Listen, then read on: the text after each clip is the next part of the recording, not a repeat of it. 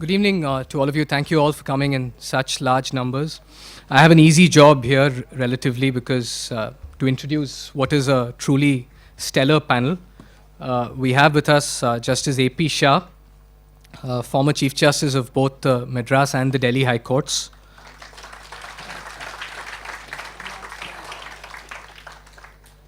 Mr. N. Ram, Chairman of the Hindu Publishing Group and formerly editor of the Hindu.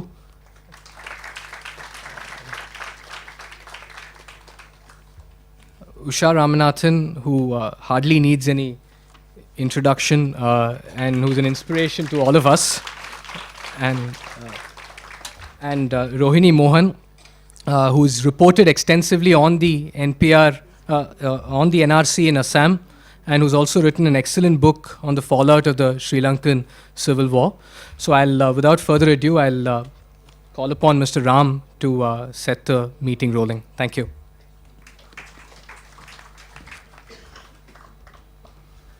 Good evening. The objective of this meeting is to seek to understand what issues are at stake when we speak about and worry about and agitate against the Citizenship Amendment Act in nexus with the National Register of Citizens and also in nexus with the National Population Register. What is the relationship among these three things? And why are so many people agitated over this question? The purpose is to go deep into the question to the extent our time allows and to understand the issues at stake. I will not get into the substance of this issue because that's where our chief guest, Justice A.P. Shah, we eagerly look forward to his analysis and prescription. But I'll say a few words on the context and some of the related issues. I think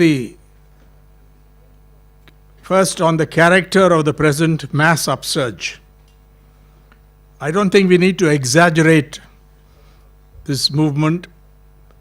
If we were to claim that this is the biggest, partly spontaneous, mostly spontaneous, partly organized mass revolt against an unjust and indeed an outrageous piece of legislation. I think we must all admit that I don't think anyone in this audience could have possibly foreseen the scale of this upsurge or this revolt or the duration, the way it has sustained itself. And symbolic of that is what is happening in Shaheen Bagh, where more than 200 women have been sitting peacefully, sit-in protest against the Citizenship Amendment Act with the nexus that I mentioned. And the very large numbers of people who turn up in solidarity with them. Hundreds or thousands of them every day. It's gone on for a remarkably long time, completely peaceful. And it has provoked the government, and today, most recently, the law minister, Ravi Shankar Prasad, who's made all kinds of wild allegations against who is minority and who is majority and so on. I won't go into that. But it certainly seems to have got under their skin, particularly the peaceful way in which this sit-in and protest has been conducted. But there are various other examples of innovative protest, and there is no question that students have come to the fore in this movement. That is very, very clear. Students and youth. We've had many accounts, and also interestingly, many of you would have noticed that the news media, which have been very quiet about various things happening on Kashmir and so on, have suddenly found voice, at least to a certain extent.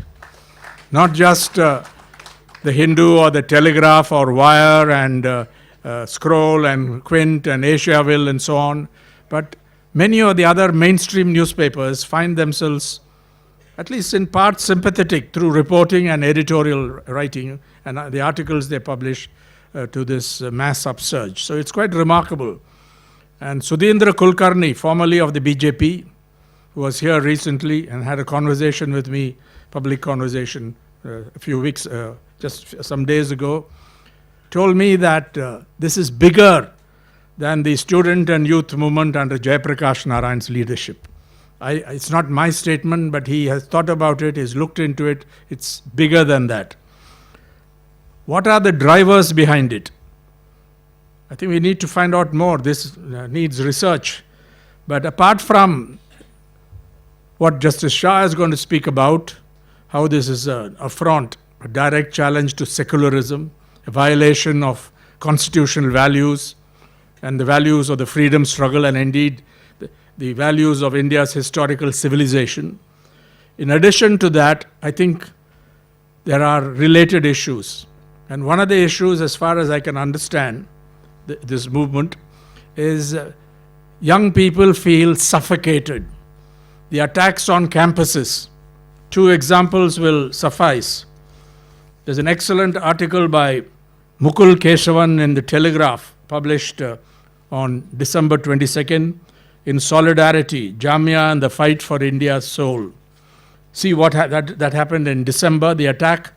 The police wantonly attacked this great university.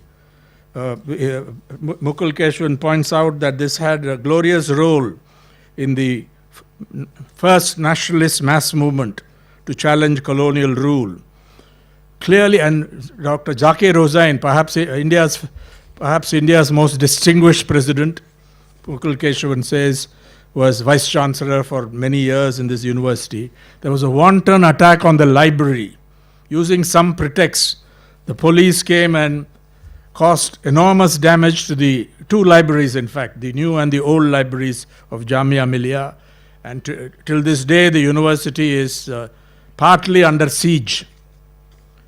The other atrocity, of course, took place, it's well known, took place at the Jawaharlal Nehru University, where a gang of armed and masked gangsters, thugs, semi-fascist elements, attacked students and faculty members. And the worst thing there was, they seemed to have got the full protection of the police to enter and to exit. Until this day, there's no indication that justice will be done after this atrocity. And there's been a lot of international discussion of it. The latest issue of The Economist, carrying a cover story called Intolerant India, speaks to this, and many BBC, the New York Times, The Guardian, everybody has got a very bad press abroad. So one issue is clearly repression. The repression preceded the enactment of this legislation, but it has continued. The only answer they seem to have is impose Section 144 when somebody protests, or the equivalent under the Police Act in the state, or use lathis and tear gas shells and break heads where they think it is necessary. And what is the purpose of it? To teach the protesters a lesson, and in particular, teach the Muslims a lesson. That's what comes out as far as I can say. Let me be blunt about this. There's no question about it. Why this special savagery against Jamia Millia? Why against JNU? Of course, there are also others. It's not just against Muslims. But I think the surprise was that so many young people across the country, take Kerala for example, every small town has had protests, as well as various other states, West Bengal and so on. We should not be complacent because the other side is also mobilizing. But at the moment, at least at this juncture, it is clear that the protesters, for the right cause, for the just cause, have the upper hand. There's no question about it. That's, I think, one of the key issues, one of the drivers behind this unprecedented mass upsurge, which is only partly organized, mostly spontaneous, or very well organized by those movements which are not under the banner of any particular political party, although political parties, the opposition parties, have also got into it. So that, I think, is a protest against repression. They want to breathe the fresh air of democracy, They want to enjoy fundamental rights, right to freedom of speech and expression, the right to peaceful assembly, the right to protest, and so on.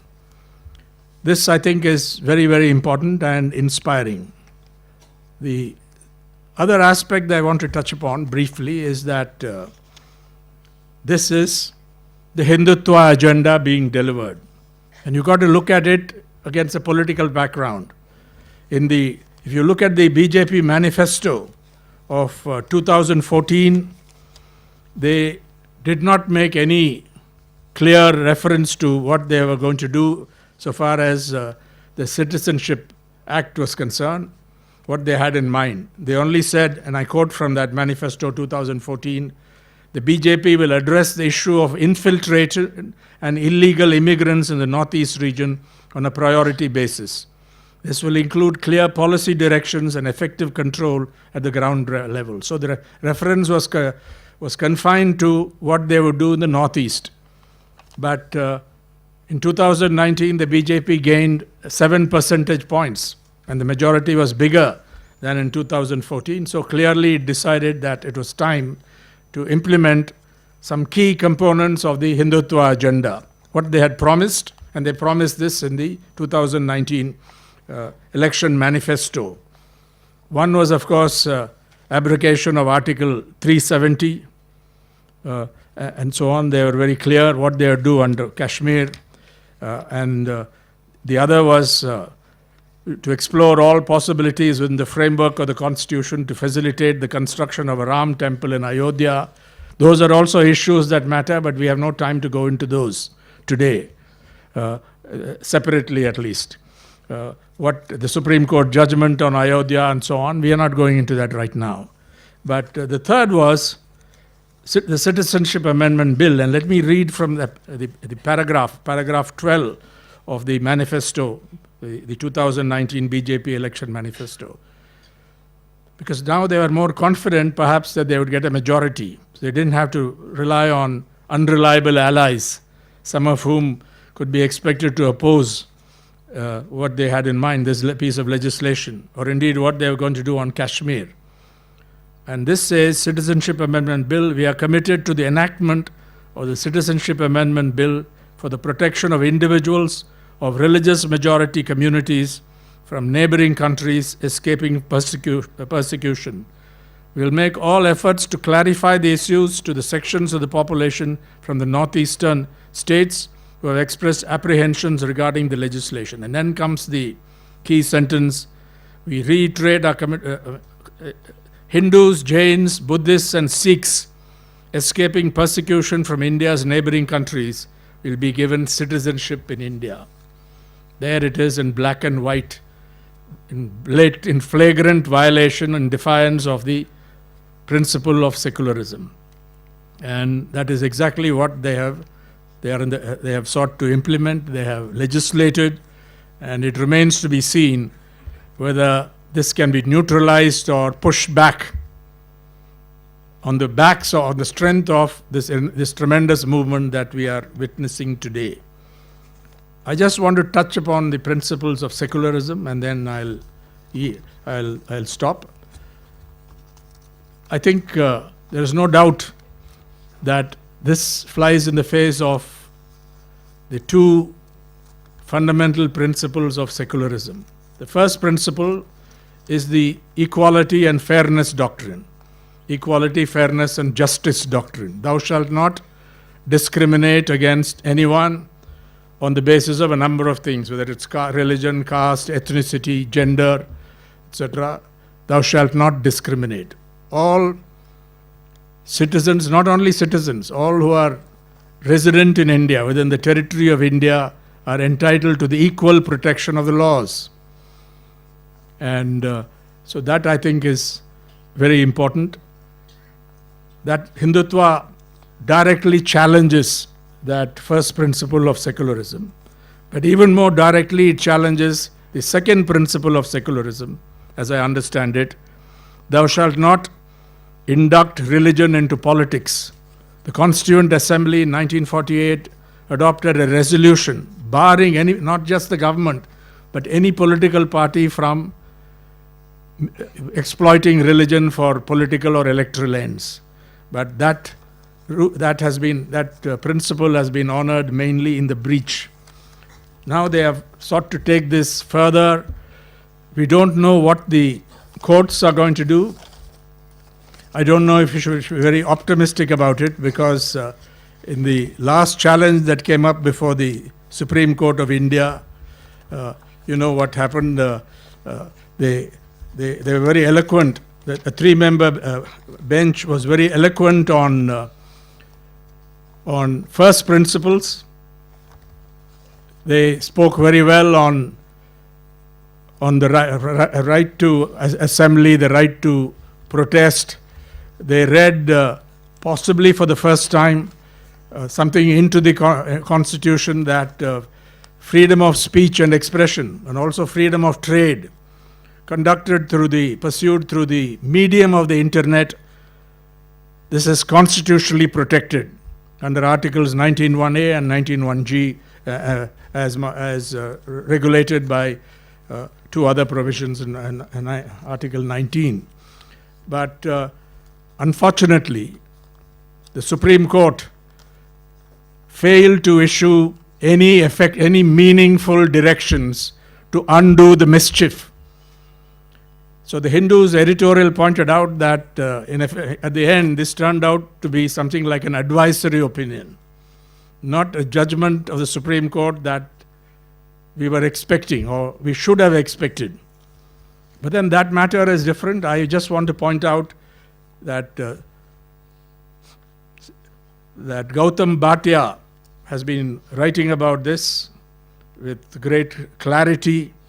And he says that there's an article called the fear of executive courts.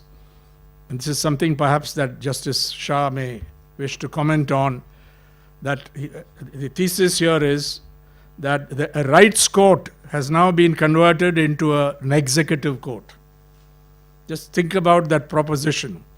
That it happened, he says, under the former Chief Justice, Justice Gogoi, and ex-Chief Justice Gogoi oversaw a drift from a rights court to an executive court. That is the basic formulation put forward by him. He's tried to substantiate it. So the other point is that many institutions are being suborned. I'm not talking here about the Supreme Court. We'll have to be very careful. We're not attributing any motives to the Supreme Court, because we can criticize it. But we are talking about many institutions in this country: the police, the bureaucracy, the civil service, university vice chancellors, administration of universities. They are just being non-independent. Perhaps some of them get instructions, some of them do it on their own. And this, I think, is something that has to be watched. The manipulation of institutions, the twisting of institutions, the subversion of institutions, and this is against the rule of law. So these are the issues that I think have come to the fore, and somehow we feel we haven't quite put our finger on what is it that has moved so many people to come out with, there's also the economy. I'm not going to go into the whole background. So many concerns, and for the first time, there's a direct challenge to a government that is not only communal, but also authoritarian. That's the point. I think I'll stop on this note, and may I now invite Justice A.P. Shah to give us his perspective, his ideas on what has happened, and also perhaps what needs to be done.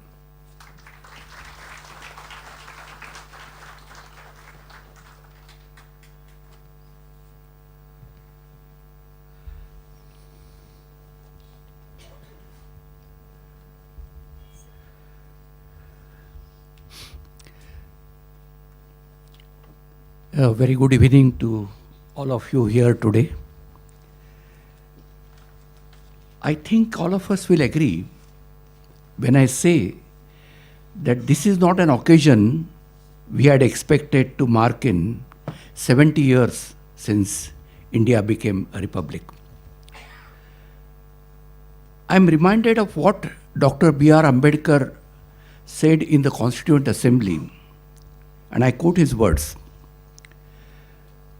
To diehards who have developed a kind of fanaticism against minority protection, I would like to say two things.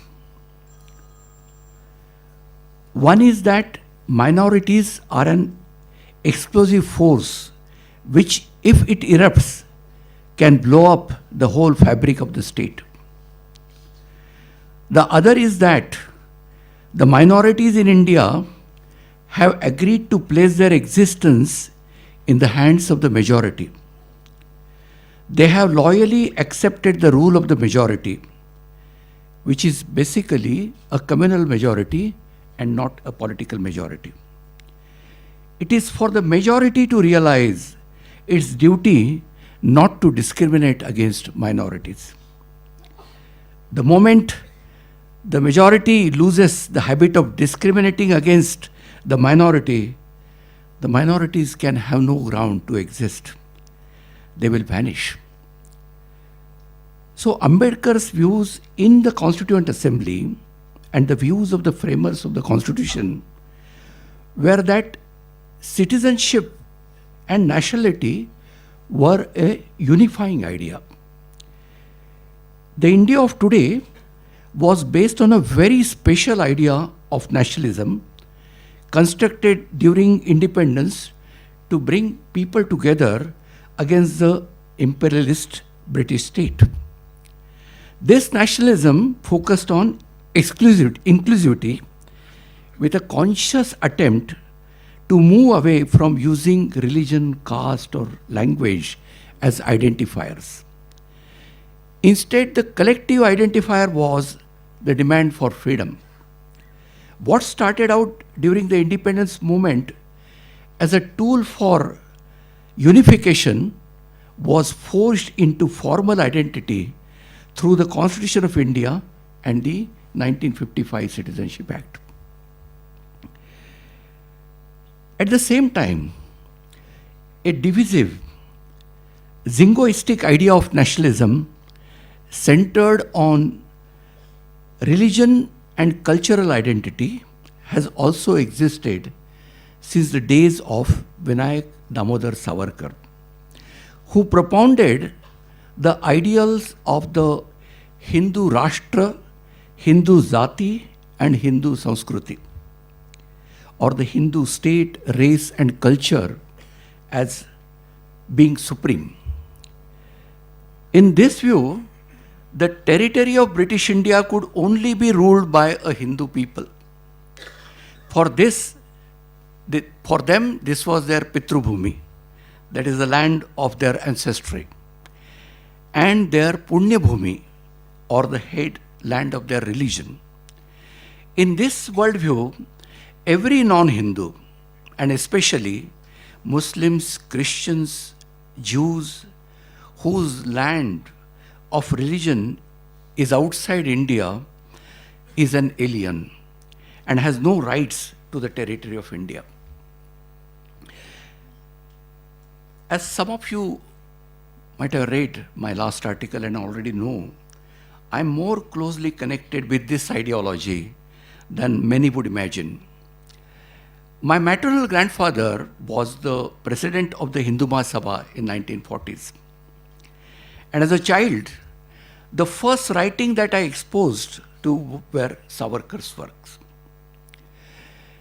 In 1938, when Hitler was on the rise, Savarkar justified Hitler's anti-Jewish policies, saying that a nation is formed by majority.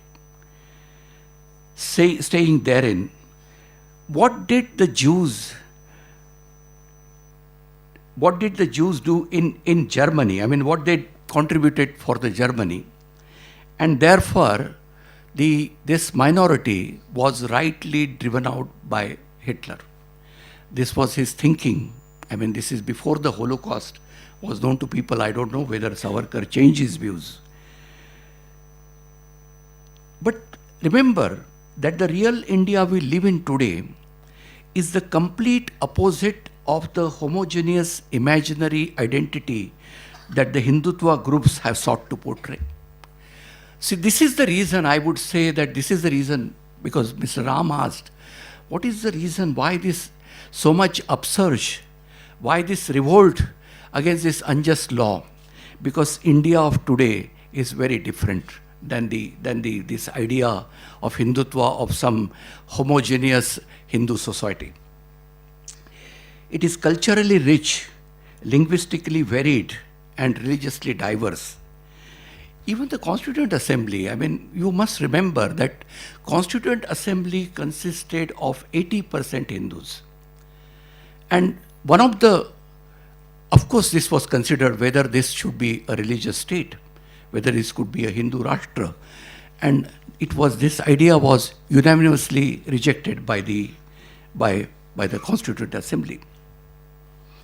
But unfortunately, our political leadership is determined to translate this Hindutva idea into reality in one way or other. This combination of the Citizenship Amendment Act and the National Register of Citizens is designed to deprive Muslims of equal rights under Indian law and in Indian society. It uses seemingly legitimate tools of law, policy to sanction discrimination. I'll come to it later because the law passed by Parliament, NRC is based on the provisions in the Citizenship Act. So this is the use of the seemingly benign law to create a divide in the society. The one time in recent history that such legally sanctioned discrimination existed was in Hitler's Germany and Mussolini's Italy. Both fascist regimes centered on deeply disturbing ideologies and indefensible moral values. To use the CAA as a tool of divisiveness against people of certain religions as inferior is not only against the reality of India we live in, but it also in legal terms on completely unstable ground. There are many problems with this deadly combination of CAA with NRC and NPR. It is worthwhile to remember that the NRC was laid by the Supreme Court itself. Like an executive, I mean, Mr. Ram referred to Mr. Gautam Ghatia's article that the rights court becoming an executive court. So Supreme Court led this whole exercise of NRC in Assam. It cost the exchequer 1,600 crore over 5 years. And Assam was practically grinded to halt. The majority of 1.9 million people were excluded from National Register. And you will be surprised to know that most of them are Hindus and not Muslims. There was tremendous hardship caused to the people, many people, regardless of religious or ethnic background. I was part of a people's tribunal on the NRC and its impact on Assam. And one should have seen those videos, accounts, how the people suffered, how particularly women suffered. See, where from you get these documents? I mean, a woman is married in some another family, and where from she is going to, you have to travel hundreds of kilometers to get your document. People have spent their earnings, the whole lifetime saving to get the document. So I support that when that young girl stood and said, "Kagaj nahi dikhayenge." I mean, I support her. So this divisive agenda at the heart of this NRC exercise, and there are many failures of NRC which were clearly. And now the Home Minister wants to replicate this exercise for whole of India. Just imagine what is likely to happen in this country if this NRC is to be implemented throughout the country. Those in favor of CAA attempt to defend it on grounds that it is a benign, even a benevolent and well-meaning legislation. Defenders argue that it protect vulnerable people in Afghanistan, Bangladesh and Pakistan who are persecuted by religious leadership. But if you ask about other kinds of persecution, it's not necessarily on religious ground. There can be persecution of people because they are against the regime. There can be many other grounds. So what about other kinds of persecution? Then why only 3 countries in the region are guilty of such acts? You are met with complete silence. There's no answer to this. Such occasions compel the question, are Muslim majority countries in South Asia the only ones to have indulged in religious persecution? Are Muslim always the persecutors, never the persecuted? Anyway you parse this, and one thing is clear, the CAA's objective is to deny citizenship to Muslim refugees because they are Muslims. For this reason alone, the law cannot be defended on moral grounds. Besides the CAA being morally reprehensible, it is also plainly unconstitutional and violative of fundamental right to equality before the law enshrined in Article 14 of the Constitution. The constitutional protection requires that any kind of state classification, now this is a classification that these are the 3 countries, and then these persons, refugees from these countries belonging to particular religion will be given citizenship. So this is a kind of a classification which is permitted under Article 14. So, but the law requires that any kind of state classification of persons must be reasonable and must have a rational and just object. But the CAA introduces a classification without any reasonable basis. Now CAA restricts the definition of persecuted minorities to non-Muslims. This is supposed to be on the supposition that since these 3 countries are Islamic states, there won't be any persecution of Muslims. Now it's so untrue, and it flies in the face of the ground realities, because Ahmadiyas, Hazaras, Shias, all Muslim communities, all remain persecuted in our neighborhood. Article 14 demands no arbitrariness in the state action. They say that if any action is found to be arbitrary, it would be vitiated. Any law which violates this principle would be declared null and void and declared unconstitutional. In 1973, the Supreme Court in E.P. Royappa versus State of Tamil Nadu, it's a very famous judgment which ultimately led to the judgment in Maneka Gandhi and many other judgments where this principle was crystallized by the Supreme Court. And I will read only a few lines from this judgment. Where an act is arbitrary, it is implicit, that is, where an act is the law, is arbitrary, it is implicit, or the executive action. Where it is arbitrary, it is implicit that it is unequal both according to political logic and constitutional law, and is therefore violative of Article 14. Afghanistan has no place in this law, if the law was to be based on what was originally British India. Afghanistan was not a part of British India. But if it is meant to all countries in, say, South Asia, then what about Myanmar, where Rohingya Muslims face ethnic cleansing and genocide? Now, even the International Court of Justice has said that this is a case of genocide, and they have asked Myanmar to stop, they protect Rohingyas. Or take Sri Lanka, where Tamils have been discriminated and persecuted for decades.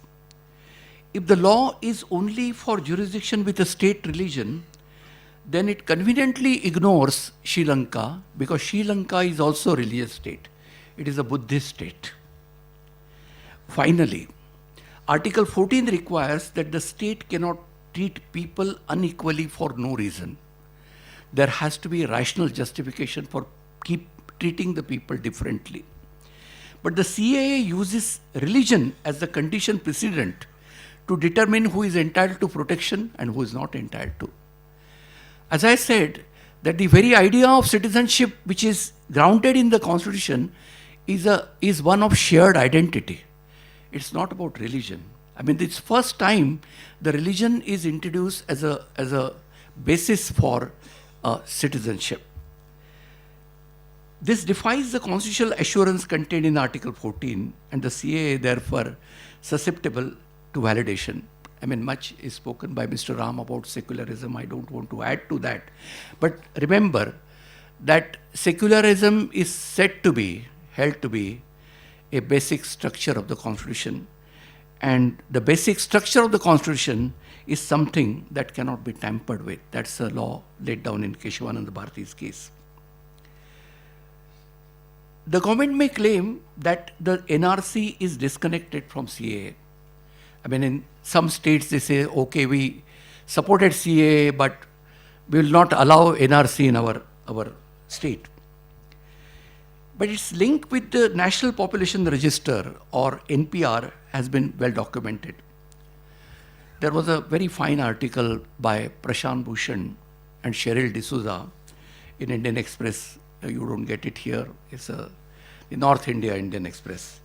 That lays out how the process of preparing the NPR is contained in the Citizenship, Registration of Citizens and Issue of Identity Card Rules 2003.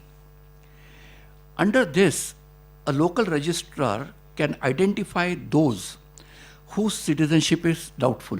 A lowly officer, some registrar will say whether whose citizenship is doubtful, and then he sent them for further inquiry. The district magistrate prepares the local register of Indian citizens to be transferred to the National Register of Indian Citizens.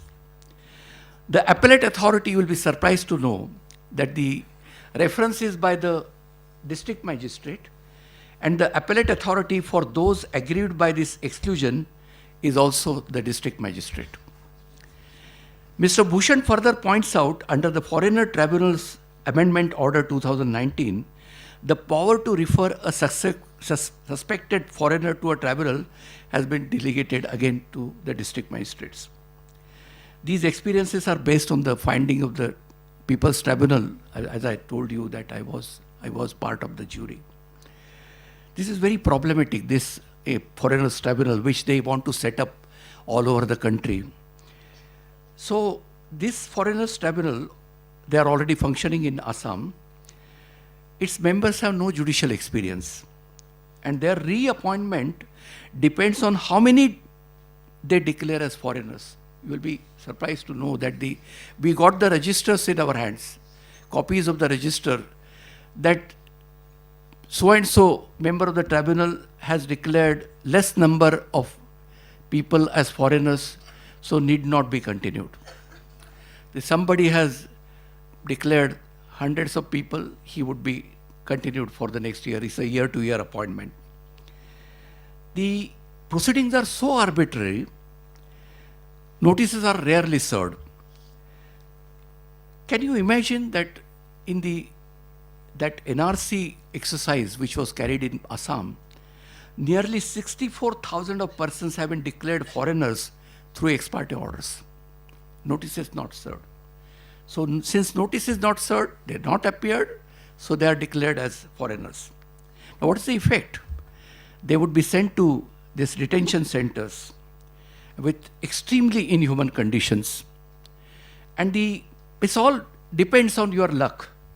So do you have a record, I mean, with certain names, etc. Father's name is, say, I'm taking a Muslim case, I mean, say his name is Ali Khan, and there is a spelling mistake somewhere. So the foreigners tribunal would reject it. They would say that he's to be sent to referred to the detention center, whereas his brother or his sister might be with the same document but with the correct name, might be accepted as in the list of the citizens. So those who suffer, remember, in this exercise are the poorest. those who are marginalized. And what about, just imagine this, in this country, I mean, many parts of are devastated by floods, by other natural calamities. People have lost not their only life saving or their everything, but they also lost crucial documents.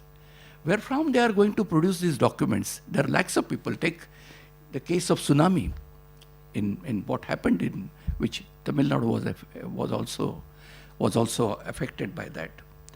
So how these people are going to prove their citizenship? So this is the effect of this CAA, NRC, and the NPR. Of course, I mean, there is a very positive twist to the whole story, and Mr. Ram spoke about it so eloquently. It's no, this is the first time even I have seen the people, especially the youth in this country, rising up against this very repressive regime. I also presided over in a tribunal about the UP violence against the protesters. I mean, it's unimaginable what police did in UP against against the protesters. Many of the protests were completely peaceful. So the atrocities which were committed by the police, and mainly the chief minister, he spoke before the press that he is going to take revenge. Badla lena hai. Can you imagine a chief minister is declaring a war against his own people? And then what happened thereafter in UP is a disaster. The government is trying its hardest to silence the people. I mean, the police are permitted now to do anything. Why? Jamia, also the Aligarh University, and many places in UP. What happened in JNU, of course, all of you know that. Then you can arrest the people, destroy the vehicles of the people, the entering private spaces, homes.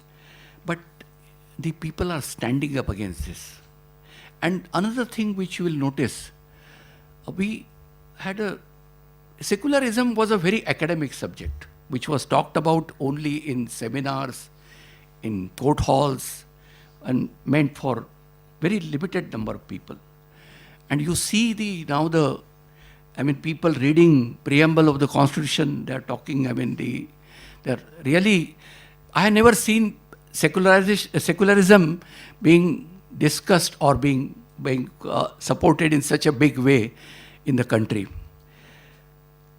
Now, what the government is doing is labeling the country as anti-national, anti-Hindu, anti-democratic. This is their usual tool of othering. This government, I believe, is in the search of an enemy every day. So there are liberals, leftists, students, press. Not all. Most of the press is today pliant, but press like Hindu and the other, they are all enemies. But they don't understand that there's something exists in their heads.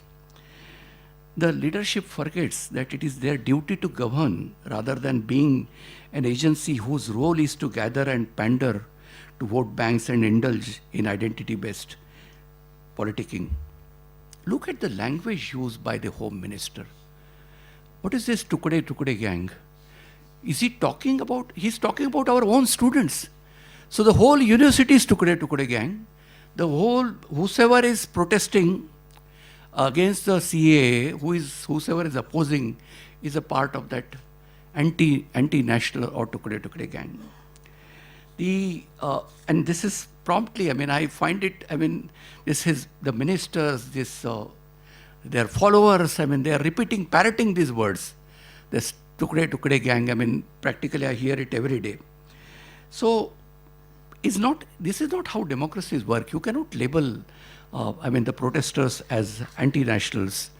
See, there is a and when it is acknowledged that the right to protest is a constitutional right, and what kind of, some of the celebrities, I just really felt so shocked that a movie actress went to and just a gesture to support a student leader who was assaulted. And what is what they are talking about? They say that all these people should be exiled from India. They should be sent, and preferably the language is that you go to Pakistan. Why somebody asks that why not to Scotland, England, or so I don't know what this language is, but this is completely irrational. So one thing I'm certain of that people must come together and fight against this irrational, immoral, and unconstitutional law. And to that end, I fully support the ongoing protest. Eventually, I can only hope better sense prevails. And lastly, about the judiciary. I've written about it. I said that they're known to falter against a powerful executive. This has happened in emergency. And when they said that that they have a diamond bright and diamond hard hope that the state will take care of all the detainees, and one judge used the word motherly care. So all this is proved to be completely wrong. What happened in emergencies now has come out. So the other thing which I'm really worried, and I wrote about it, that the prioritization. Ordinarily, the petitions were filed, when they were filed long back. Ordinarily, in urgent interim reliefs, the court gives early dates. So, seems to be the court is completely unmindful of what is happening in this country.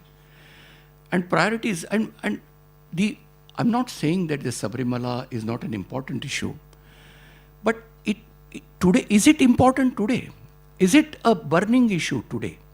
It might be at some stage. That's another subject to discuss, how this review is finally referred to 7 judges. But anyway, I will not go into that. But this really troubling that the court has no time for these very, very important issues which are affecting the lives of millions of people.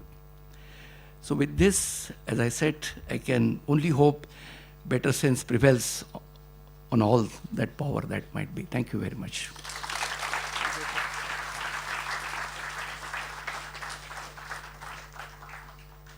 May I now request Usha Ramanathan, legal scholar, to give us her perspective and also her thinking on what needs to be done. I know that this meeting is to help us understand what the law is about. So I'll kind of try and see what we've understood, because what is happening now has made us go back to what citizenship was, the various points in our independent history, that the idea of citizenship has been changed. It's been amended in various kinds of ways. So I'll just try first set that out and say a few more things. The interesting thing that I found, the first thing that I found about our constitution and about our polity is that the first Citizenship Act came only in 1955.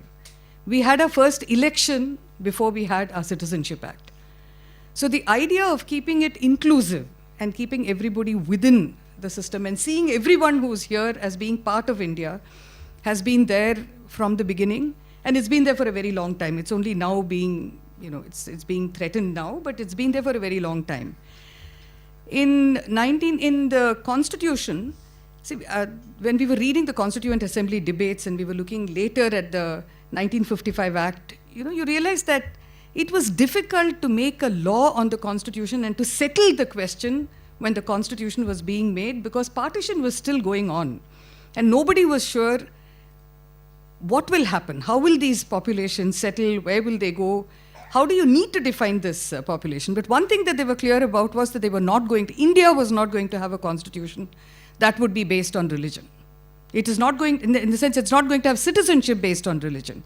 That much was clear. It was about who stays, who is here, who maybe has gone away to what became Pakistan and then needed to come back because they feel that they want to settle here and not settle in Pakistan.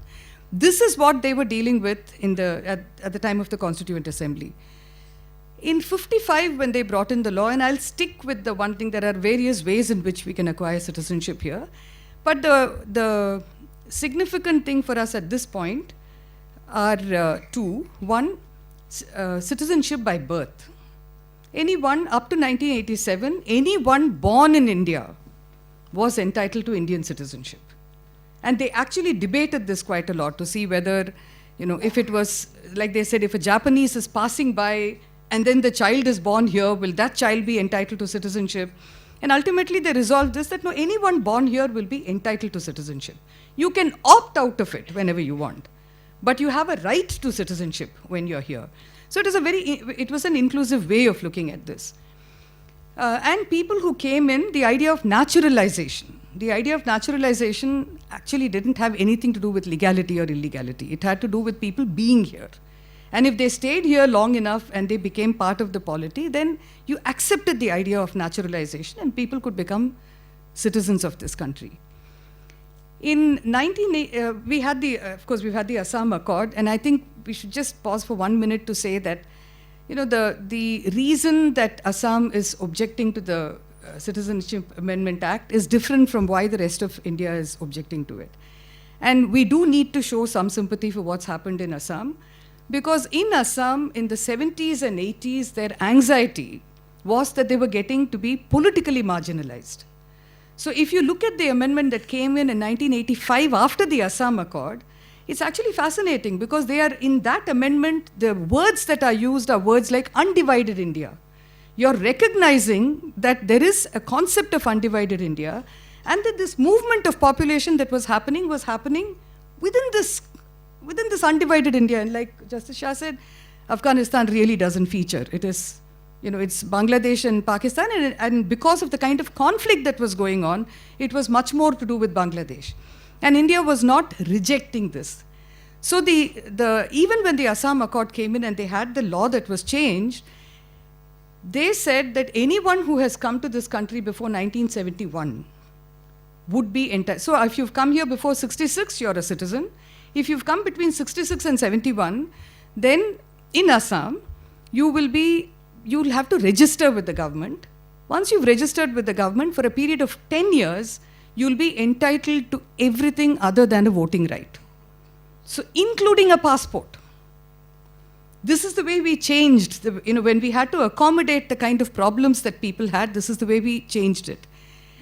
In 86, the government was looking at the influx of, the influx is words that they use. I don't think it was an influx at all, as we can see from the kind of numbers that are emerging now. But that there were people coming into this country because of problems around us. So they said that especially from three countries, especially from, well, not three countries, but three geographical areas. One was Sri Lanka, one was Bangladesh, and the other, they said, from African countries. People were coming into India. And the legislators' concern was that is everyone, whoever comes here, they may be coming here because there's some difficulty in their countries and they may be going back at a certain time. So during that time, do we want to give citizenship to every person who is born here? So when they considered it, they said that, well, if the child who is born here, if either parent is Indian, then they can get Indian citizenship straight away. The idea of naturalization continued to exist and it could have been used for other people becoming citizens of this country. It is in 2003 that we start seeing the change. And I think we also need to ask why it is that we don't seem to pay attention to things till it becomes really bad. And then when it gets so bad, then we are fighting a battle with our backs to the wall, and then, of course, this time the backs are not to the wall. They are right in the center of the street. But I'm saying that we do need to watch for what's happening around us. In 2003, the Citizenship Act was amended, and two things were introduced into it. Three things, actually. One, they brought in the idea of the National Register of Citizens. Now, we do need to know where that came from. This came after the Kargil War. And there was a Subramaniam committee that was set up, which was looking at intelligence failure. And in the context of that failure, they said, maybe if you can have an ID card that is given to people, especially in the coastal areas, and then you can extend it to, and border areas, and then you can extend it to other parts of India. that might make it possible to quickly identify whether a person belongs here or not. So that first idea of the ID card came in because they were talking, and because they were talking about quick recognition because of militancy. And the target at that time was really Pakistan, because we had gone to war with them just before then. We had been at war with them. By 2003, that shifted. Somewhere the idea of militancy went off, and we were talking about, we meaning as a country, the legislators parliamentarians were talking about Bangladeshi immigrants being our great threat. Now, where that came in, I don't know, but with Justice Shah, I would say that we need to have the judiciary not merely do the work that it needs to do now, but also to undo the harm that they've done before. Because if you look at the decision that they gave in 2005 and 2007 and again in 2014, this movement of populations in this undivided India coming in from Bangladesh, moving around, this is called by the court external aggression, causing internal disturbance, both of which terms in the Constitution can allow it to be treated as an emergency. And there was no evidence before them other than vague numbers that were thrown around and a governor's statement from Assam, who was himself a panicked man. I mean, I think panic should be treated by psychiatric treatment, not by the making of laws. So they adopted this, and they said that this is external aggression. So if you have, people who are economic migrants and therefore they are moving, trying to get themselves some work wherever it is that they can go, that got recharacterized as external aggression, and their presence as causing internal disturbance. This is not, this is based on judicial response to what they saw, but not based really on any evidence. So this is 2003. So you have the National Register of Citizens, which has come in for this. You also have the introduction of the idea of the OCI. So before I say that, they introduced the idea of the illegal migrant. So the law, the 2003 law, says that, and they changed the idea of who can be a citizen by birth. So if earlier you could be a citizen by birth up to 87, if you were born here, after that, till 2003, till 2004, if either of your parents was a legal, if they were an Indian citizen, from 2003, after the amendment, which was brought into effect in 2004, if either parent is an illegal migrant, then the child doesn't get citizenship. This is extraordinary, because what we are essentially saying is that if I am an Indian citizen and I have a child, but my spouse or my partner is declared to be illegal at any time, the child loses citizenship. So when we are talking about the changes that are coming in through this law, we need to remember that this is not only about saying that Muslims are going to be declared as illegal citizens now. It's saying generations of people cannot be legal in this country.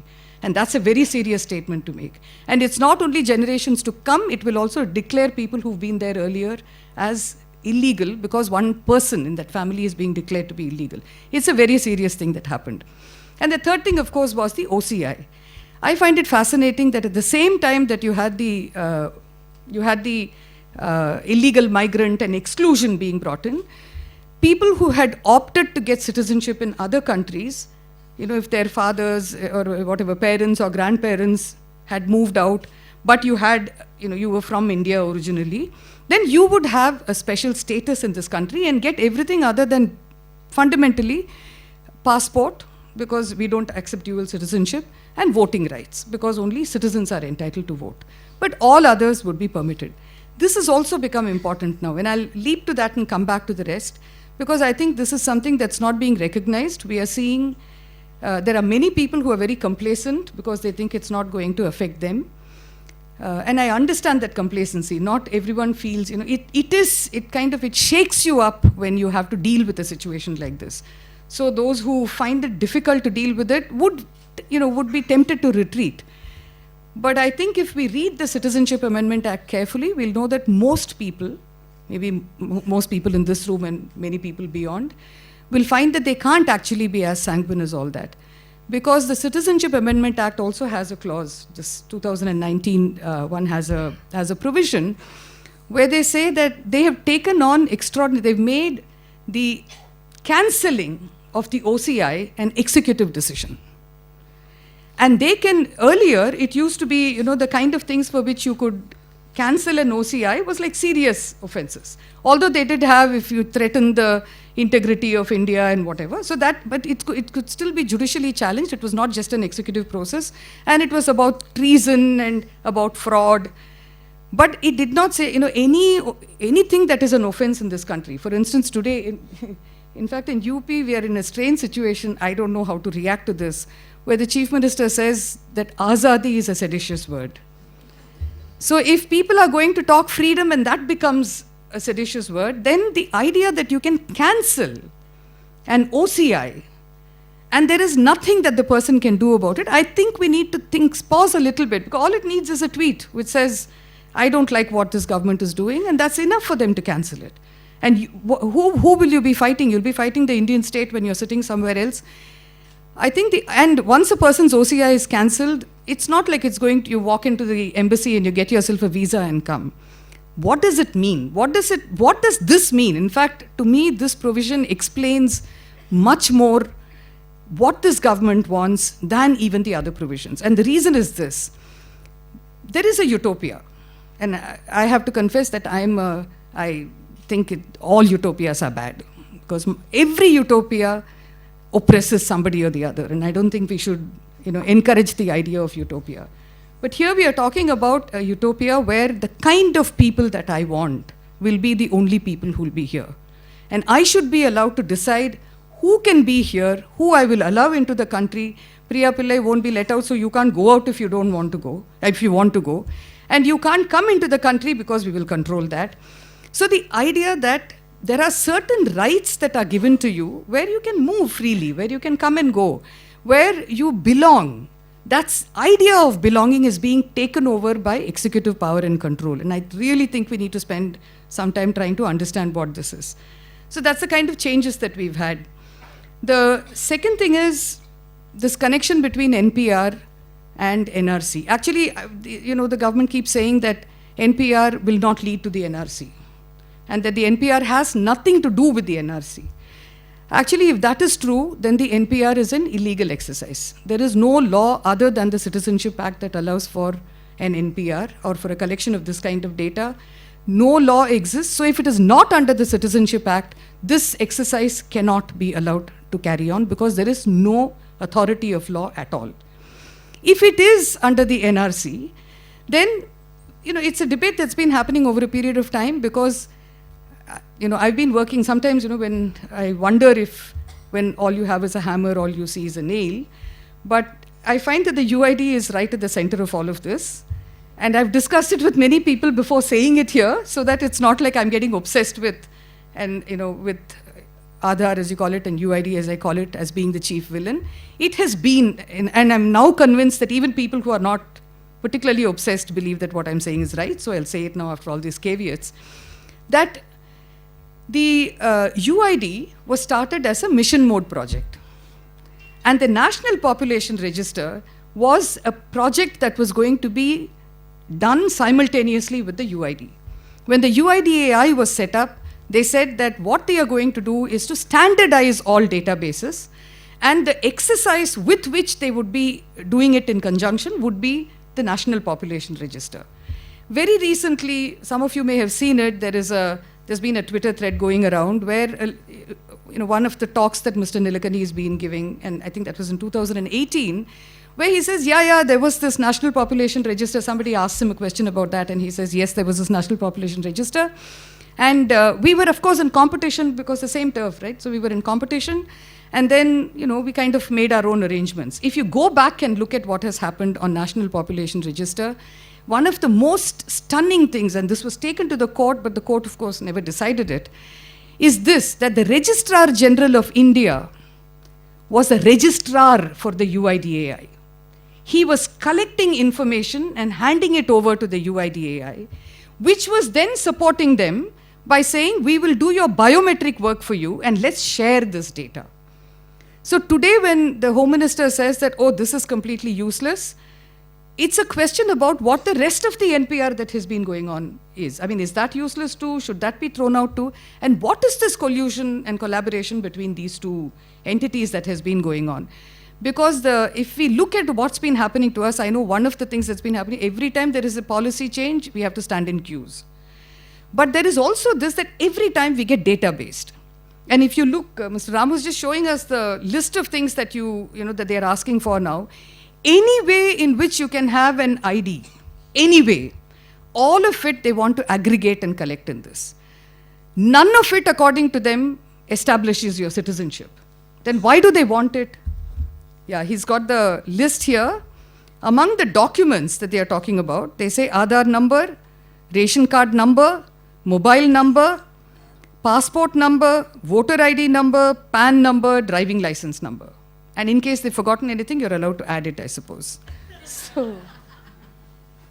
So this idea that any way in which you can be identified in anywhere you are, you have to give it and hand it over to this database is an extraordinary thing. It has nothing to do with citizenship, but it does have to do with something that we've been talking about. Ritika is here, she's done a lot of this too, talking about in terms of what the UID does and what the UID helps other people do by putting it in multiple databases. And that we call civil death.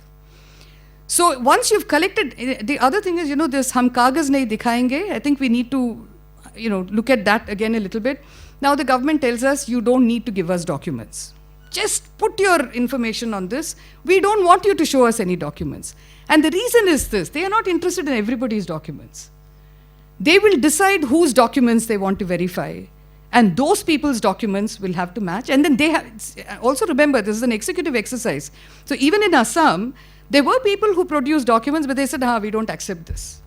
So it's an extraordinary executive power that people have, that the state is, that the government is giving to itself to decide who they will ask documents for. So this business that you don't have to give documents, please don't get carried away by it. It doesn't mean anything. And like Justice Shah was saying, it is true that in the rules that have been made under the Citizenship Act, there they say that the person who's coming to get your information from you will look at you and decide whether you look like a doubtful citizen. And then if you're doubtful, then they'll mark D against you. Then anybody in the neighborhood, so then they'll put out that whole list in the, in the local area, and then anybody can go and look at that and say, no, this one is not citizen. That person, so you put in a complaint saying, no, this person is not citizen, and I think now they've got a limit on how many people you can say no to. So then you have to go and establish after that you are in fact a citizen. So the whole onus shifts to the person who they decide to ask this question of. And that's why this idea of secularism and the idea that we have to exist as one community or break ourselves up into multiple bits becomes extremely significant. It may not be me today. It may be. Just to be fair, they might also have a number of Hindus who are on it and then ask questions. Some of them might be able to establish themselves and some may not. So we need to remember this. A couple of other things. One, I was talking to Justice Sawant before I came here because I said there is a meeting and he's been writing a lot and talking a lot about this. And I said, is there anything you want us to discuss? And he said, I think it is important for us to ask who actually was responsible for the partition of India. And they'll keep talking about whether it's Nehru or it is Jinnah or it's over. He said, actually, that's not true. It is, if you look at basically how did people move religion? Why did people move religion? Because of the oppression of the Hindu religion, of the practice of Hindu religion, which is there directly in its caste system. So he said, you can't discuss citizenship without discussing caste. You can't discuss partition without discussing caste. And then, of course, he had one little thing on the side and he said, so there are all these Aryans who've come in from here, when are they leaving? So that's a separate question I think we need to ask. But he had, when we were discussing this, the question, there are two things that are going to happen simultaneously. One is we're going to have the census, and then we're also going to have this national population register. So the question that's often asked is, how do we answer these questions? How much do we need to say? Is it enough not to give all our ID documents? Can we give the rest? Can we just register ourselves? We made the same mistake when we did UID. I'm not even going to go into telling you the story of what's been happening, because it's been happening on the ground where none of us is. We are at a slightly elevated level. We've not seen what the pain of that process is. Occasionally, we read about people dying in Jharkhand or dying somewhere, and then it becomes a story which passes on. But that's a different story. But here, see, the census is taken so that there can be planned development for the next 10 years. Broadly, for a state to know who are the people, what do they need, what are the kinds of, what is it that we need to develop in this period. The government has said that they want to do the NPR along with the census because the census is confidential and the NPR is not confidential. So they want the same information to be collected in both. And although it is confidential, like we know with the UID database, government controls it. So his suggestion to that was, he said, this is a country which was taught non-cooperation. We shouldn't non-cooperate, we shouldn't be uncooperative if what the government is doing is right. This is not about troublemaking. But he said governments can be wrong. And if we find as a people, the government represents us. The government is not a power over us. So if we find that the government is wrong, maybe it's making a mistake. Maybe it just doesn't get it. Maybe it's been thinking in a certain way for so long that it doesn't know how to think otherwise. In which case, our job becomes to tell the government that it's wrong and that we are not going to be a part of what this is. I love Rousseau's line on this where he says, obedience is not the duty of a citizen. Actually, obedience is abdication of our responsibility. So his suggestion was that non-cooperation, which we've learned here, and it's a good time because it's 150 years since Gandhiji, that we shouldn't forget why we do non-cooperation. We do it because it is unfair, unjust, illegal, immoral, and we do not allow our state to become that. So we just recast what we are saying in this. And just one last word before I move away. It's this that, I'm always scared to say anything theoretical in whatever, but I'm going to say it. So this is this idea of eminent domain. For many people who've worked here and who've seen land acquisition and development processes, we know that eminent domain has been the way through which the state over a period of time has started asserting that all land belongs with the state. We can keep it till the state wants it. We found that happened with land, then that happened with water, that happened with mineral resources. Then it began to happen with forests. It's been happening for a long time. Then it's come to our money, which we saw when they said, if you don't do this, we'll take your money away. Now there are bills which are pending which says that we might have to bail out banks and it will be done without our, it's not about our consent. Legally, we'll be made to do this. And now we are being told, since the UID started, we've been told that we belong to the state and we have to do what the state, whatever we have belongs with the state, including our data, including our biometrics, it belongs with the state. I think that politics has changed in a way which we need to recast it. We don't belong with the state. The state owes us an obligation and a responsibility. We don't owe the state that. And the very last thing, that they are also talking about collecting biometrics. I won't go into any length on this, but biometrics is a sham. And I can show you chapter and verse from documents that the UIDAI itself has produced, which is why, and I'll just tell you the last thing that they have done. They're talking about one nation, one ration. And they say they're going to use the UID and they're going to use biometrics. And then they say, but some people, biometrics doesn't work, so we will allow them to have a nominee. So I nominate somebody else to give their biometrics for me. And who are these people? They say, if you're a single member family, then your biometrics, if it doesn't work, it's a problem for you.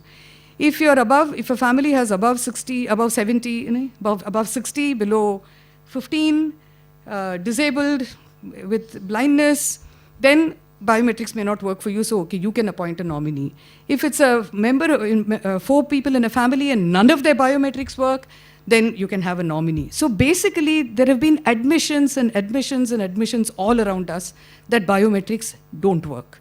Why is it important?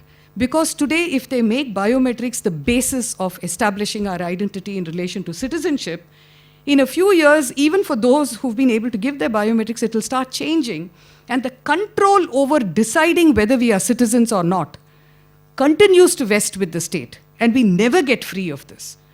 So let's just think about we do need the larger politics is perfectly clear.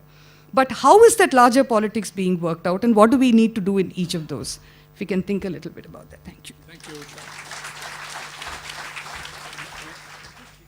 I'm coming in because there's been already a lot of understanding that we would have got from the legal perspective, from the larger questions of what is citizenship.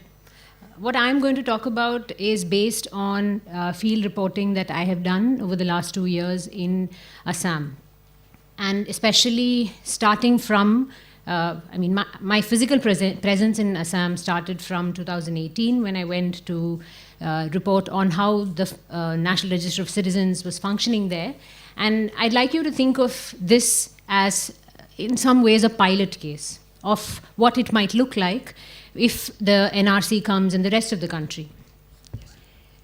So at the time that the NRC began in Assam, there was no talk of it going nationwide. It was supposed to be a uniquely Assamese exercise. It was supposed to be an exercise that is going to solve and address years, decades of resentment, fear, anxiety, and polarization.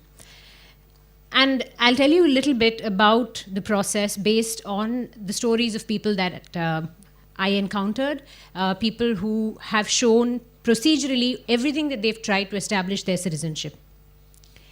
One of the first families that I met was of Shahnawaz, and he's the guy in the green t-shirt. And he lives in a district called Barpeta in Assam, which is a predominantly Bengali Muslim district. There are other communities living there, but every time you mention this Barpeta, the response of an Assamese is, the perception, it's a stereotype that it is largely, it's full of river islands, it's full of Bengali-speaking Muslims across class. This family, the elderly gentleman sitting on the ground is Shahnawaz's father, who was a panchayat president at some point. The man who's standing next to him has had at that time just written the police entrance exam, and he was going to join. The mother has been an Anganwadi worker earlier, and now she's a homemaker. There's another brother who runs a pharmacy, another brother who runs a grocery shop, two sisters, one of whom was a school teacher in a primary school, another daughter who got married and moved to a different village. And when I went to their house, what was important to them was, first, they said, let me show you evidence of who I am. Even before I asked a question, there was some chai offered, they put a plastic table out in the middle of the courtyard, and they brought out all their documents. And what you're seeing here, this yellowing paper, is a land document from 1936, which the family has. And it's remarkable that they've kept it in whatever state it is in. They've kept it. They also had, one of them had a passport, two of them had graduation certificates. I think two of them had birth certificates. All of them had school-going certificates and admission cards. And then this main land document, which they, if you have a 1936 document in which the writing itself is of a British official, you've shown that you've lived in that place for a while now. And the land is still being tilled by one of their family members.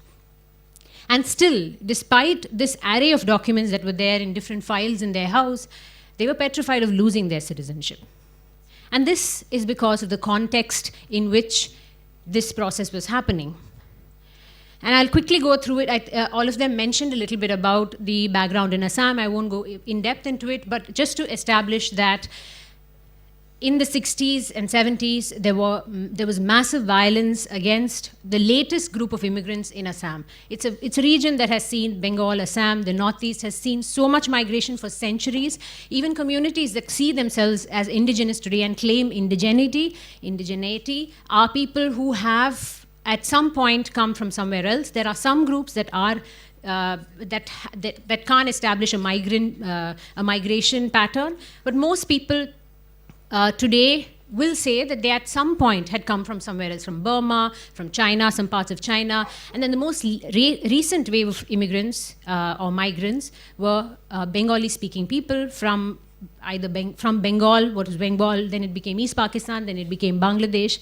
And all of these people that came in over time started to be seen as politically threatening for the Assamese speakers and the local tribal groups, because they felt like there were some groups, and actually the dominant Bengali speakers were Hindus in those parts, and they had a language movement, and there were several of them who were top, who at the time were prime ministers. The chief ministers were called prime ministers then.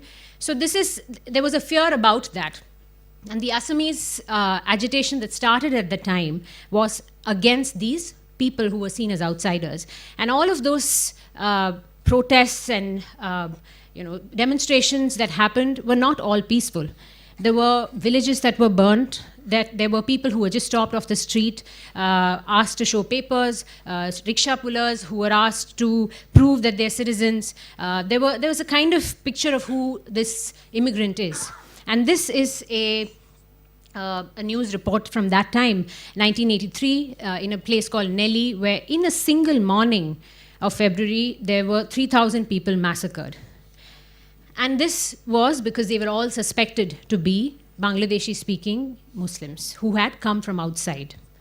Over the years, it's quite clear now, as people remember what happened then, it's quite clear that there was no proof that they were immigrants of any kind.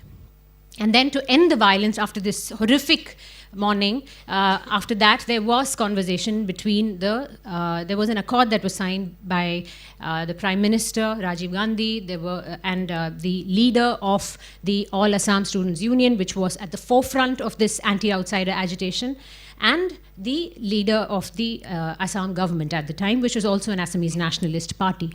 And they signed a document, an Assam Accord, and it's important to remember that this is where this is one of the places and the crucial place from where this deadline of 1971 comes in. It is also the accord that promises that locals would be original inhabitants, locals would, their culture, their language, and their identity would be preserved and protected over the years. But what has happened after this accord is signed is that a lot of this preservation and protection of this identity has become reduced to one solution, which is to throw out outsiders. There are several things that can happen, and this is different groups in the Northeast have asked for the mainland to pay attention to this for a long time, and but over the years this has not happened. What it has become reduced to is a silver bullet of throwing immigrants out, identifying and deporting, or just throwing out. And this, I found it fascinating that this was a picture. The photographer who came with me, a Delhi-based woman, and she had just come for the first time to Assam. I had been reporting there for a while. For one story when she came, I said, just take pictures. And she said she took this picture, and later when she was showing me, she said, do you think this is an illegal immigrant? And within a few days, she had already picked up that stereotype of what an illegal immigrant looks like. A lungi wearing, slightly bearded, scrawny, he's actually what the towel on his shoulder is actually an Assamese style towel, which is very dear to people in Assam, but they see that as blending in and disguise. So there were many ways in which outsiders were sought to be thrown out. And over the years, different governments under the BJP, under the Assamese Nationalist Party, the Assam Gana Parishad, and the Congress Party have all come up with different ways in which this can be done. I'll mention three of them. There was a border police set up, and unlike what the name suggests, they are not on the border. They are based in small police stations within villages which they feel have more migrants. It's already, the setup itself is biased. And these border policemen are supposed to just keep watching for people who might be foreigners. Then you have, they would file notices against you if they feel that you're a foreigner, and then you have to prove yourself to be a citizen in what is called the Foreigners Tribunal that Justice Shah also mentioned. And the Foreigners Tribunal, they were at the time, I think 16 or 15. Over the years, they've increased, they became 36. Most of the time that they've existed, they've been 36, and recently they are 100. They will soon be made into 1,100, is what the government says. So these foreigners tribunals is another process by which people, the government set up, saying that this is where you can go, and this is where you prove that you are a citizen, and the onus is on you. You are guilty until you prove yourself innocent, a subversion of every other way in which we experience the law and the courts in the rest of the country. And then then another process was what is called the D-voters. Now it's become so close to home now, this D-voter and this doubtful citizen. So doubtful citizens were identified by election officers who went door to door, and they asked you to show papers, and if you didn't have sufficient papers then, they would mark a D against you in the electoral rolls. The idea was that within 10 years, because I think it was a naturalization idea, within 10 years, that D would be removed and you could start voting again. During the time that D is on your on the electoral list against your name, you can't vote. And you lose, of course, you can't contest elections and all of that. So how is a D determined? It could be determined by the border police accusing you or just informing the electoral officer. It can also be by some neighbor who thinks that you are an immigrant or doesn't like your face or your wall is too high for him, whatever. It can be any reason. And they accuse you, and then the D can be put. It was supposed to have been done only twice over the last few decades, but many investigations have found, and there were two election officers who admitted to me that these were marked generally in between also, even when there wasn't a whole door-to-door campaign. They did mark it, and then you were stuck with it, because as we know, once something is on record, it's really hard to fix it. So people were just stuck with the D and have not been able to vote for a long time. And if you had a D, you also wouldn't make it to the NRC. So all these processes have been tried out. And yet, people weren't satisfied. People felt that illegal immigrants are not being identified, they're not being deported. There were detention camps, that is the other one. Detention camps where everybody who doesn't make it through any of these processes will be put. And now there are 6 in Assam, there's a huge one coming up. It is, the NRC was thought to be the procedure to end all other procedures. The one solution that could maybe fix these years of bias, because over the years people admitted to themselves, have understood. So even those who are targeted felt that it was biased towards them. Even those who wanted these processes to identify immigrants felt that they were not doing a good job. Nobody was happy. So the NRC was widely accepted, and people were excited in Assam that finally a bloodless process, untouched by human hands, entirely technological, would solve this issue. And that's where the NRC started in 2015. Every single person who lived in Assam would have to apply if you wanted to be recorded as a citizen, and you show papers. So let me now quickly tell you how it happens. So how does the NRC work?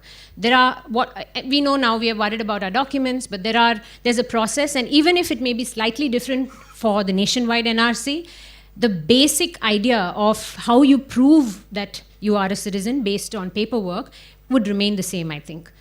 So the NRC in Assam had asked you to produce 2 sets of documents. One is called the List A, where you present proof that somebody in your family, an ancestor, lived in India before 1971, lived in Assam before 1971. The cutoff for Assam was 1971 when Bangladesh was created. So if you could prove, and there are riders to that, I'm just telling you the simple procedure. So if you can show that you lived there, so either a birth certificate of your grandfather or a land document like Shanawaz's family had, something to establish you were somebody in your family was physically there in that place and had roots in the area. Then the second set of documents, this is not enough, you'd think this is enough. Second set of documents is where the massive chaos comes from. Those List B documents are where you show documents that connect you to that ancestor whose paper you're showing. That ancestor is called the legacy person, from whom you draw your legacy. It can actually be a man or a woman, but in practice in Assam, it was largely people had submitted documents of male ancestors, also largely because it was men who were more likely to have documents, but you could present documents of anybody. And the List B documents are where everybody in the family who is related to that legacy person produces their own set of documents which establish linkage. So to establish linkage, if I have to establish linkage to my grandfather, I have to show my birth certificate, or there's a list of documents that can be accepted. Some are not accepted. Ration cards are not accepted. Although they have all the names of everybody in the ration card, they're not accepted. If I have to show connection to my grandfather, I have to produce documents that say, okay, Rohini Mohan, and father's name, my father's name would be there. Then, in addition, just my documents, I have to also submit my father's documents, which say that my father's name is this. In just these 3 documents, you can imagine the number of mistakes that can happen. These sets of, my father has 5 types of names in his documents. And as I reported in Assam, I did come back and ask all of my family members to show me their documents. It can become something that, first of all, I didn't have to ever until then question what is a citizen? Why am I a citizen? Like, how did I become a citizen? And I used to think it is by birth because maybe American understanding of what is citizenship, I thought was by birth, but it was at some point in India, it is no more. And it is largely by ancestry. I am born before 87, so I could say that, I am born here, so it's fine, but I still have to prove that I don't have any, the rest of the people who are younger than me, like my sister, have to prove that they don't have any illegal parents. So in all of this, when we submit documents, it could go wrong in a million ways, and it did, and that's what I saw in Assam.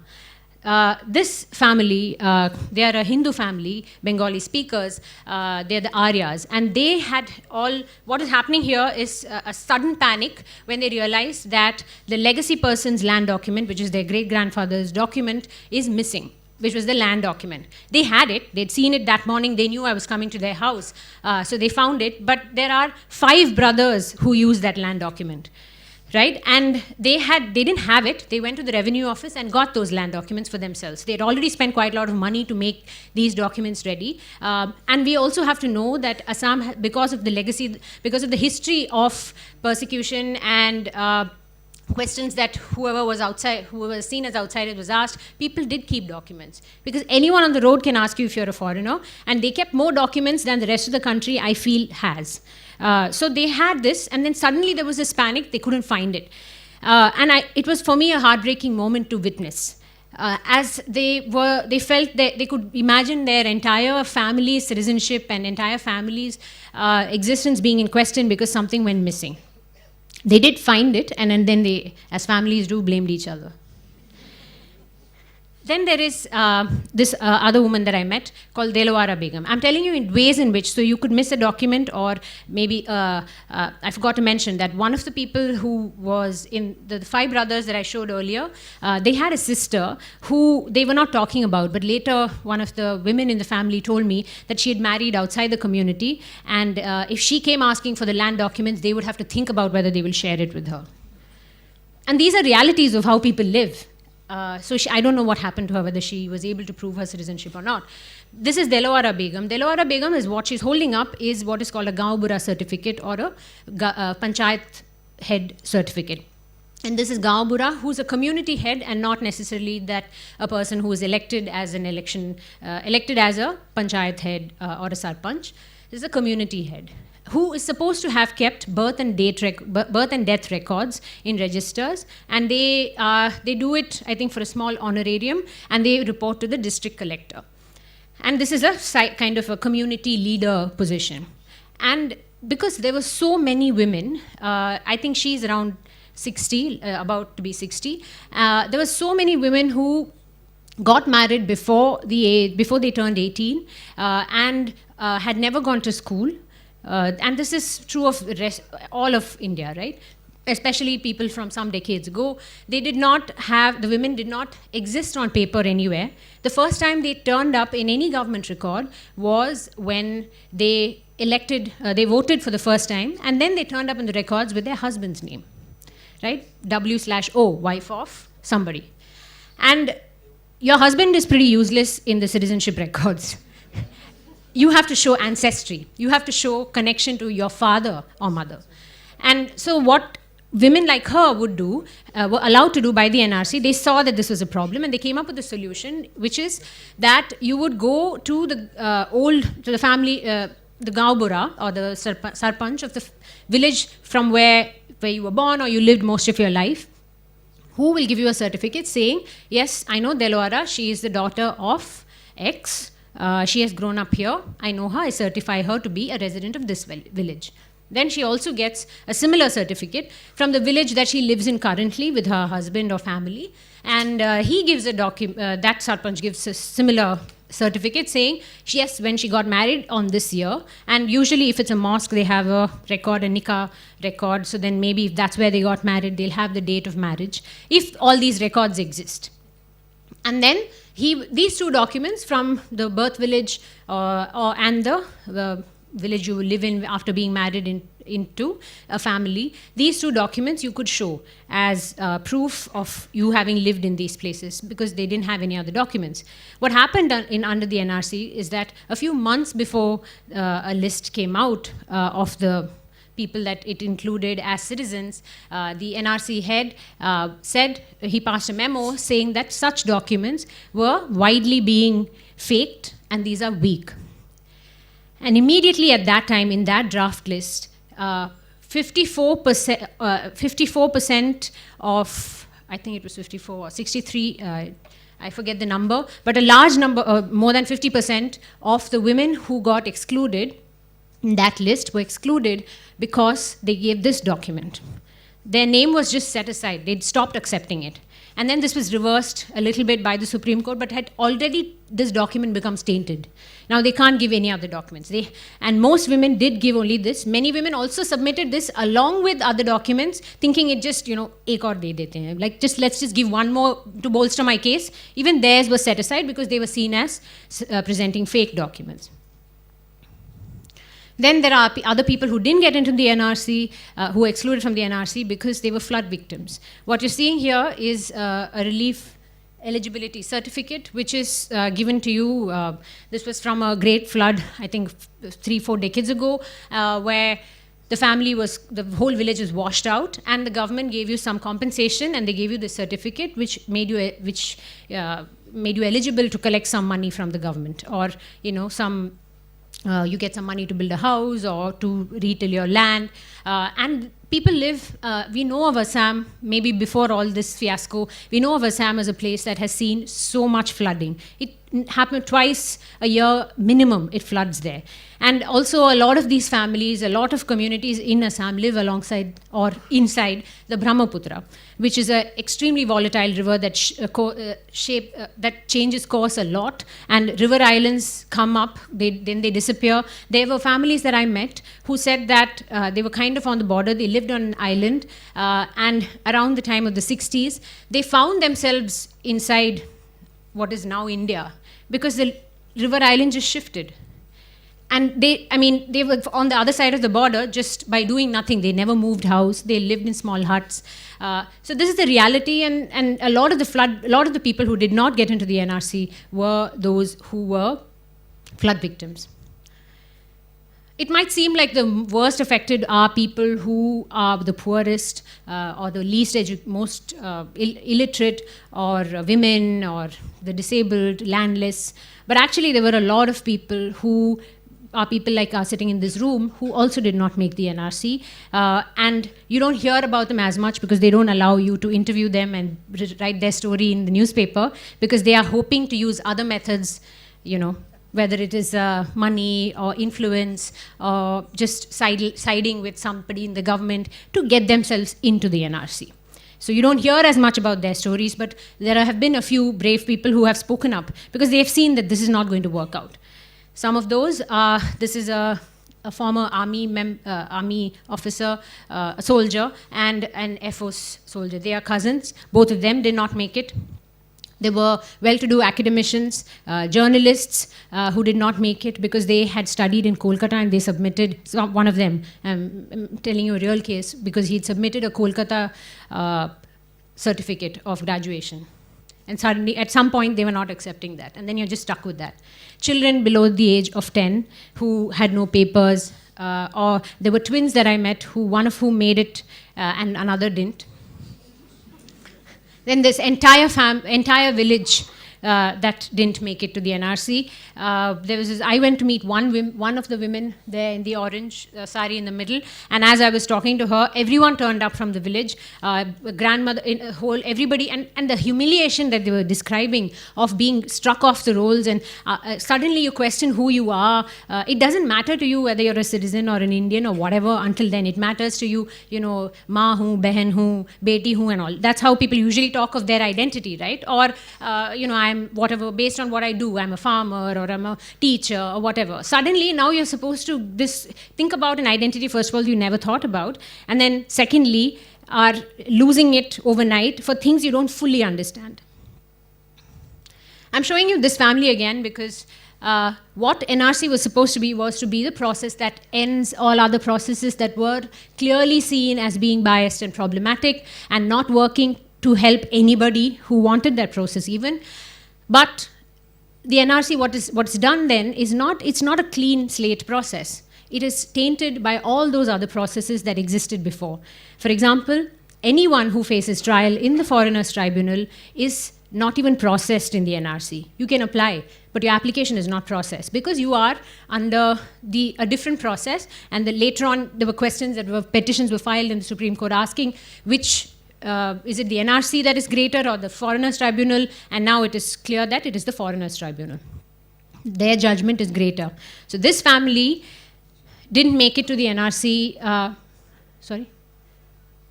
This family did not make it to the NRC because some of them did not. Some of them were declared foreigners, or one of them was facing trial in the Foreigners Tribunal, and therefore the siblings also were under doubt.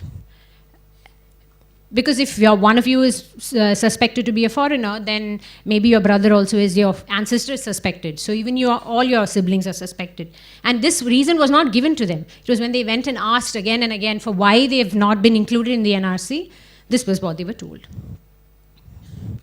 So I will quickly get into this. Foreigners Tribunals are one of the most opaque, or not one of the most opaque, arbitrary processes that I have ever seen. And earlier, when trying to describe it in articles, you would say a quasi-judicial process, but judicial is just a stretch. This is not really, the setup is like that, the people behave like that, there are lawyers involved, the documents you submit, but in every way, as Justice Shah said, it is biased and arbitrary and opaque.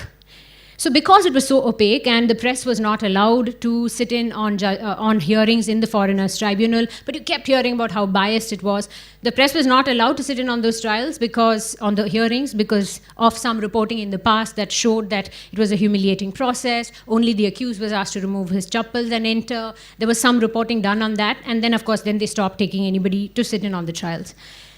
So Foreigners Tribunals are where you go. The way the Foreigners Tribunal is connected to the NRC is that even now, everybody, those 19 lakh people or 1.9 million people who have been excluded from the NRC will all now face the Foreigners Tribunals. So they will have to again prove. This time they can bring some witnesses if they want. That's the only difference. But you have to bring in more documents. You have to give a written statement. And what is a written statement? Your life. And some of those written statements which are written by lawyers, by talking to somebody, is that, okay, tell me who you are. And this is a kind of exercise that should be enjoyable, but it is not, because you are going to start, you don't know where to start. And then you say, okay, when were you born? Many people don't know the birth date. So they kind of back calculate from when they got married, when they had their children, when their brother was born or sister was born, and they back calculate like that. But many of those people don't remember dates. So some smart lawyers would say, okay, when was there during the time of the Great Flood, who was the chief minister, who was the prime minister? So if you remember that, then you kind of know when you were living and when you were born or when you got married, and that would be included. But the court doesn't accept, like it was during the prime minister, Indira Gandhi, you'll have to say this is the range in which she might have been born. So the Foreigners Tribunals were so opaque that I thought, okay, let me see if there is a way to find out if there is a pattern of bias. Maybe we are all panicking and maybe there is no bias. Maybe there are that many illegal immigrants. So I filed, okay, this is just a flow chart I had to draw for myself because I couldn't figure out the process until I did this for myself. Everything leads to the detention camp. But there are so many processes that are interconnected that I just kind of drew a flowchart for myself and for all my editors that would keep asking questions on how it works. So then, so these are quick pictures of the foreigners' tribunals that I took from inside and outside on my phone. This is one of them. You could be proud of ramshackle courts if they functioned well. It doesn't have to be a palatial kind of building, but these are not. This is a gym inside which there is one court tribunal. This is the second floor of this shopping complex with the mobile repair shop at the bottom. This is a foreigners' tribunal. And these are the kind of judgments that are given, the verdicts, whether you're a foreigner or not. When you're accused of being a foreigner, how it happens is the border police accuses you, you get a notice, you get a date from the foreigners' tribunal where they ask you to come to court. And there you have to then prove that you're not a foreigner. So the verdict will not say that you're Indian. It will say you are not a foreigner or you are a foreigner. So that's how people would say, everybody in Assam says, hum declared hain, hum declared nahi hain. And that's all, everyone knows what this lingo means. I filed RTIs asking all 100 foreigners tribunals to give me 6 months of their verdicts. So 100 foreigners tribunals exist, not in all districts. And I wanted to analyze these documents, these verdicts, to see if there was a pattern of bias. And it was until then just based on testimonies of people who you already don't want to believe. The poor, the ones who you feel like, oh, if they're accused to be foreigners, something they must have done, right? So nobody trusts their word. So maybe paperwork, the rest of the country might believe it. So these RTIs, most of them were rejected because it wasn't even clear who is in charge of these documents. They don't have a public information officer. That itself is a violation. It is not clear whether it's the Ministry of Home Affairs in Assam, or it is the border police, or it is the district collectorate. So the documents that I got 515 verdicts, and I analyzed them. And these came from people simply doing their job and didn't even realize. They just replied to the RTI. And these were, looking at this, these were verdicts from 5 courts. And what I found was like that fear that I had that if I had to submit my father's documents, all the spelling mistakes, that was rampant. And you'll see here, this was one of the first few I saw, Badr Ali and Badruddin. Some documents say Badr Ali, some documents say Badruddin. There are officials who are sitting in the in any government who sometimes, if they are not Muslim, they don't know that surnames don't necessarily have to pass from generation. Your father's surname doesn't have to be your son's surname. You may not have a surname. Like South Indians, we realize that we don't necessarily have surnames, but there is confusion about what it should be. Some people just add Uddin, ha, theek hai, you can put Uddin. Because people, it's just a suffix that people just add on, it doesn't matter. Some people who go to the Hajj, then add the name Haji, they're known as Haji in the village. And then, somebody goes with them to the official and then he asks, what's his name? Then he says, Haji Badr Ali, and they'll write Haji Badr Ali. Now he has to prove that he's Haji Badr Ali from birth. So there was so much of, so many people were declared foreigners based on clerical errors like this, which they had no control over. And these are quick data is that 82% of the orders that I analyzed, 82% of those trials were declared foreigners. People were declared foreigners. That's a huge number. I met individually 113 people. From the document, you can't, it's a narrative judgment, you can't tell what language they speak. But one knows from the lawyers and from what they've said, where they come from and all of that they're probably Bengali speaking, but I wanted to be sure. I met 113 individually and all of them were Bengali speakers because this was accused of Assamese feeling that outsiders and foreigners are all Bengali. I wanted to see if that was showing, that bias was showing in the system. Then 89% of the cases that I looked at were against Muslims. And 9 out of 10 Muslims who faced trial were declared foreigners. And 4 out of 10 were Hindus were declared foreigners. And this is the shocking, for me, the most shocking number, that 78% of those documents, those verdicts that I analyzed, were verdicts that were passed without the person even being tried. as Justice Shah said, ex parte hearings where they were not present, they probably did not know.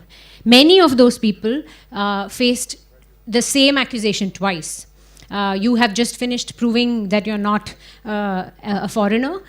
You get another case again on you, because who's filing it? Some neighbor, who's accusing, who's kind of alleging that you're a foreigner and going to the police and saying that can repeat itself. So there's no double jeopardy. You can be accused as many times as the government wants. There's no end to it. And many people had two cases ongoing. This was a woman that I met who, when I met her, she did not even know that she had been declared a foreigner. And I, unfortunately, was the bearer of that news because I had the documents from the RTI. Because she felt that I'm already facing trial. What is this other case that has declared me a foreigner? Then this is the thing that Justice Shah mentioned, where people who are sitting at the Foreigners Tribunal head, they are called members because they are not judges. They could be people with no judicial experience at all today. Earlier, they were supposed to be retired district judges and everything, but over the years, that has been diluted. They could be lawyers with 3 years of experience at the time I was doing it, but now it can be any bureaucrat who doesn't have to have any judicial experience. What this is a performance appraisal of people who are sitting at the tribunal, the members who are on contract appointed by the Ministry of Home Affairs. And you can see here that I've marked, I don't know if you can see, but I've marked some of them red. Those are all people who were terminated because they declared less than 5 or less than 10% people foreigners. And to see a comparison, I did look at somebody who had declared, there's a blue line. So there this person has heard only 8% of the cases that came to him, but he declared over 40% of them foreigners, and he's been kept. He's only heard 8% of the cases. If you are looking at how efficient a person who is sitting at the Foreigners Tribunal is, for any of us, this would seem wrong. But everybody else, even if they've heard 60%, 50% of the cases that came to them, if they have declared just 5-6% of people foreigners, they were terminated. I'll quickly wind up, but we'll end with this family, which again is a Hindu family called Biswas, and the whole family was in detention camp for 9 years. And the children, the 2 girls who were here, were in detention camp, were taken when they were 3 and 5. When I met them in early 2019, they were teenagers. One of them was a teenager. She had never gone to school because she'd spent all her life inside jail. And people who are under detention as foreigners do not have the rights even other prisoners who are convicted of murder or rape have. It's up to the jailer's benevolence whether they allow the children to go to school or what food comes to you, whether you can have visitors. None of this is confirmed. You have no rights once you are not a citizen of India. She's showing me here a picture of how old they were when they went into detention camp. And these are just kind of numbers of people who were declared foreigners since the 80s. Now there's talk of deportation. The difficulty with deportation is that the country that you're accused of coming from has to accept you to be from there. So Bangladesh, if you're accused to be Bangladeshi, has to say that, yes, this person is on my records, so you can deport him here. But the reason why there are so many people in the detention camp is because you're not able, or so many people not even put in detention camp, is because there's no way to establish their linkage to the other country. So I won't get into perceptions and stuff. This is just to show that if you hear anywhere 50 lakh illegal immigrants exist in this country, as Usha ma'am also said, this number comes from nowhere. And this now exists in everybody's mind. And now the census says there's 30,000 or something.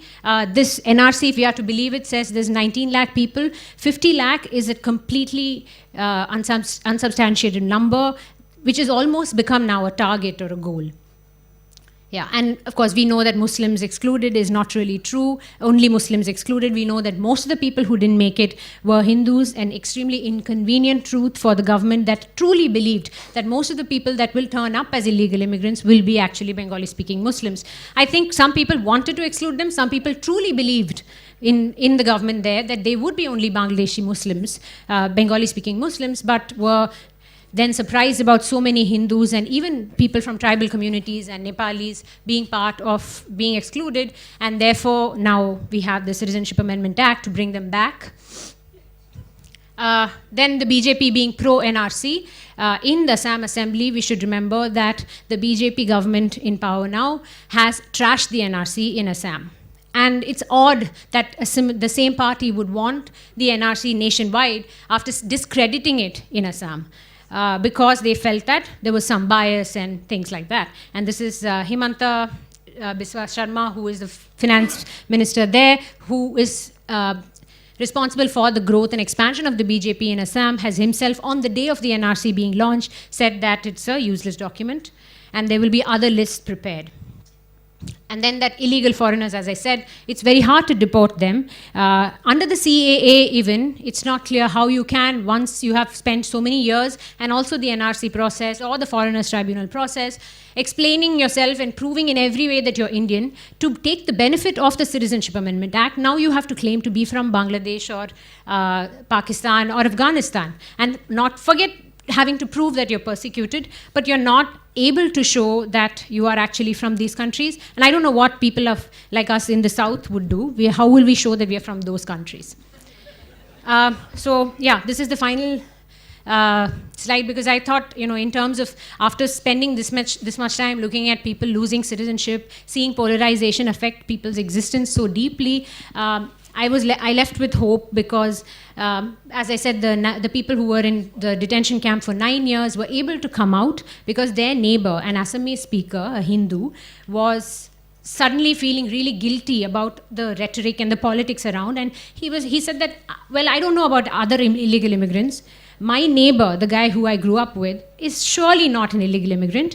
And then he filed a petition. He collected money from his village and filed a petition in the High Court challenging the Foreigners Tribunal judgment that put him in detention camp. And then the whole family was released. The High Court said that they should not have been detained at all.